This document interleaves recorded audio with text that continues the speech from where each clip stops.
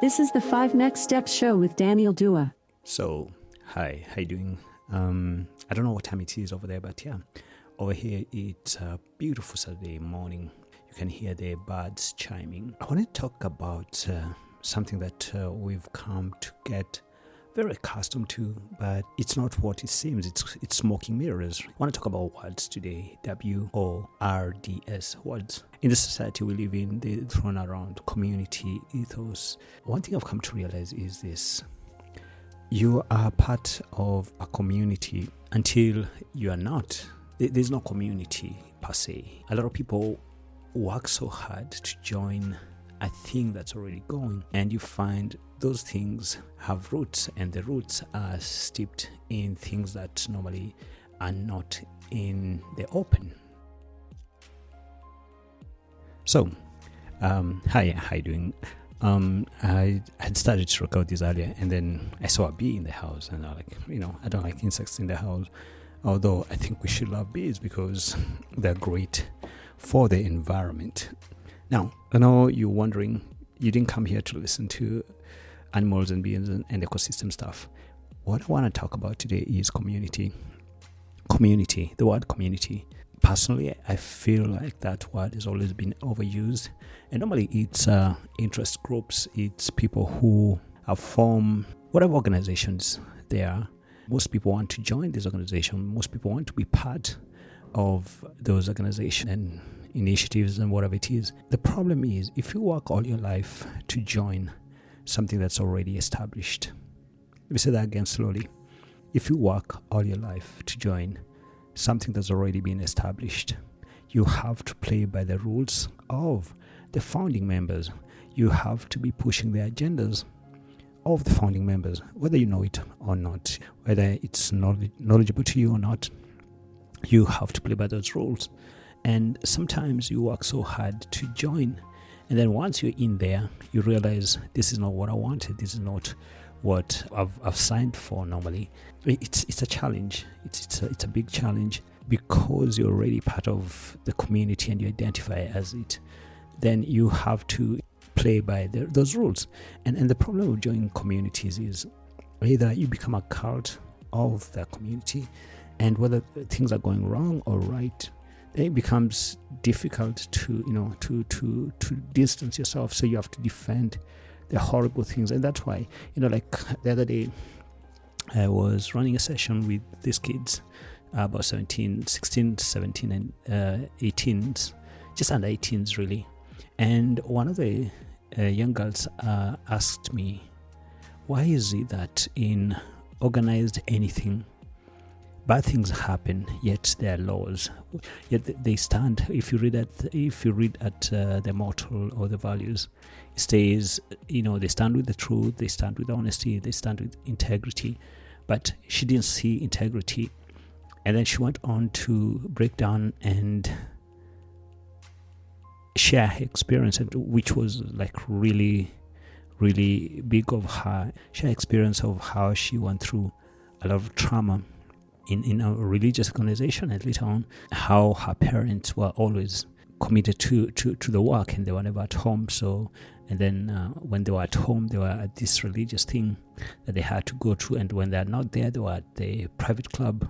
And there were so many evils that befell her because the organizations that were community hid these things from public, hid these things from discussion. I didn't have an answer. Just an update. She's doing well. She's getting to counseling and she's getting help she needs. And there's never enough help, but start where you are. So anyway, community. Personally, the way I think about community is when you start things, when you have people who share your values and you grow together, and despite the positive and the negative and whatever else in between, if you can be in a space where these people come back to you, whether you're doing great or not, but they're part of your community, I think it becomes a real community. Because otherwise, just a label of people who are on the same platform, people who agree, people who have the same gods or leaders or political or cult, whatever it is. And the idea of community and cult are not very far between. They're the same thing in essence, the way I look at it, because most times is if you're not part of a community, we won't mess with you. But if you're part of our community, we will protect you. And I think that's the wrong approach. We need to get into a society where we are open to everybody and everyone that sometimes shares our values. And I think there's also wisdom in forming communities with people who don't share your values, so you can share valued experiences. Let me say that again. There's wisdom in joining people who don't share your values, but share valued experiences. I've been part of many groups, and I don't like to call them community. They're groups because they exist when they're on, and when they're not, they don't exist. For example, the basic ones, the ones that you're going to be picking up every day. You wake up in the morning and go and watch. So you can have an excuse. There's always an excuse for why you're doing it. It's ecological, you're learning, you're protecting the environment, those kind of things. You're spreading your knowledge, that kind of thing. But it's just beautiful to wake up in the morning, go for a walk at 4, at 5 in the morning, look at all these birds, very relaxing. And then at the end of the day, you can go and have coffee or tea or whatever brew you want, sometimes gin if you want, and then have a conversation, real human conversation. And that's the beauty of such.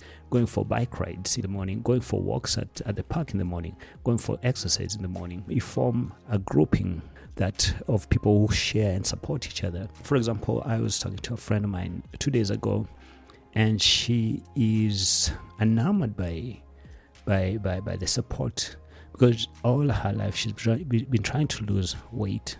And my question was, why should you be trying to lose weight if this is your body type? So would you rather prefer to be healthy and active as opposed to lose this weight and form this image that the community or the society say this is the coolest image, whatever? But who is the society? Who is the community? So would you rather be healthy, or would you rather be trying to attain this thing which is almost unattainable? Because when you lose the weight, unless you've changed your attitude and your life and the people who are surrounding you, the groupings that you're around and the people who support you, because your insecurities are going to be there, your body type is going to be there, but what is healthy for you?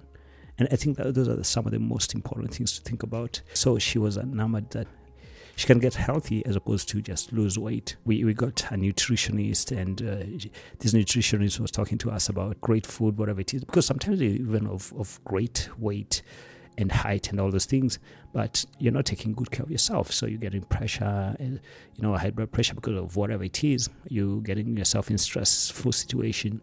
Yoga and African practices, a lot of African practices, when you go to a funeral, there's a plane that's flying above, I don't know if you can hear it. So if you go to an African center, African village, African party or funeral, you find people are dancing, people are clapping, people are happy. There are these activities that are just very African. When you go to church, when you go to praise God, you're dancing, and you're very active lifestyles. We need to form groupings around that and be more organized. We're living in a society today that you don't get a chance to be very active, and sometimes it's too late to.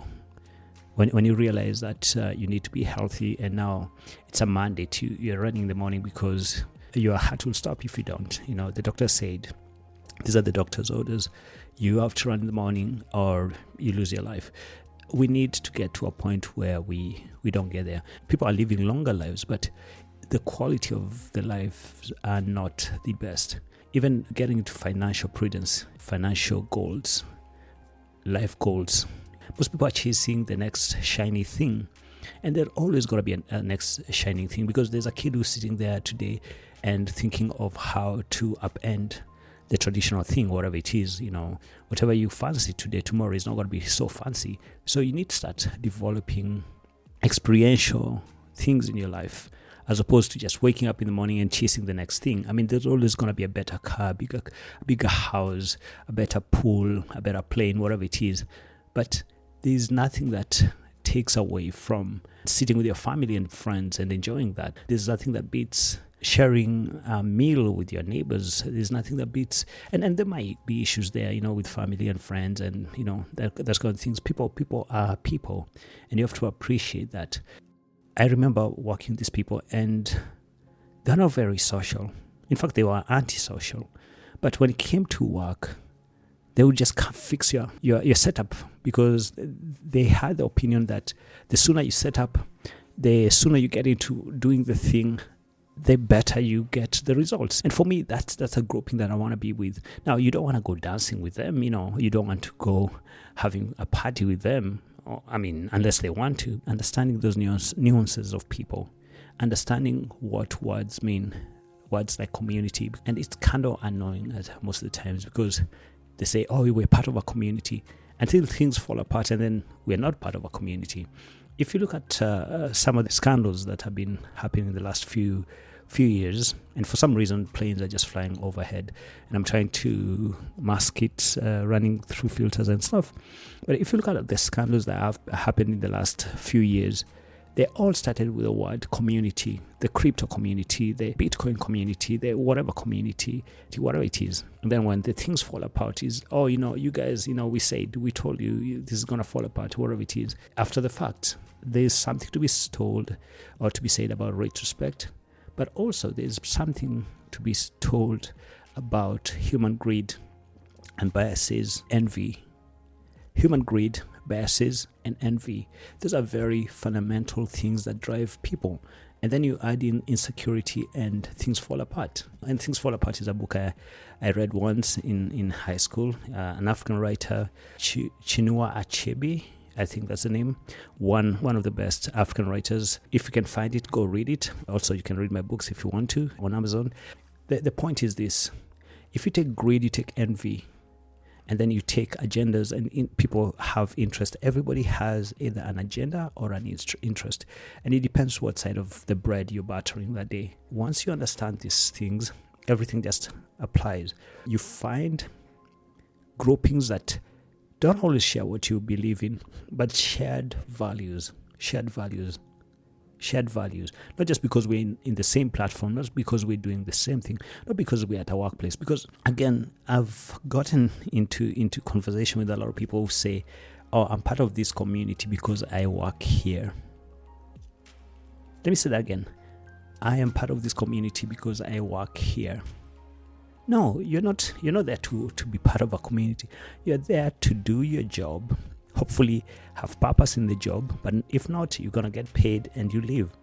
If that thing folds and it doesn't exist anymore, if you are retrenched or retired or fired, whatever it is, then that's gone. That is gone. So that's not your community. But the people you work with, you might find one or two people that you can bring outside of work, and that can form a community or a grouping, in that sense. Because community is about shared values, not shared agendas, not shared interest, not one person wanting and the other person doesn't. Understanding this basic stuff, and understanding that humans have insecurities, humans are biased, humans have agendas, and most importantly, humans have interest. Every time you meet a person, you shake their hand or you look at them, you ask yourself, what is their interest? What is their agenda? And sometimes ask them. A great percentage of honest people will tell you what their agenda is, what their interest is, what drives them, what they need. And then you work towards achieving those things. And sometimes you reach the other side and you realize that's not what I wanted, that's not what I needed. At least they know you have their interest at heart, because having the interest at heart of yourself and for other people, that is a community I can sign up for. Until the next one, my name is Daniel Duwa. Bye-bye. Remember to try to be happy. Now I can say bye-bye. So, bye-bye.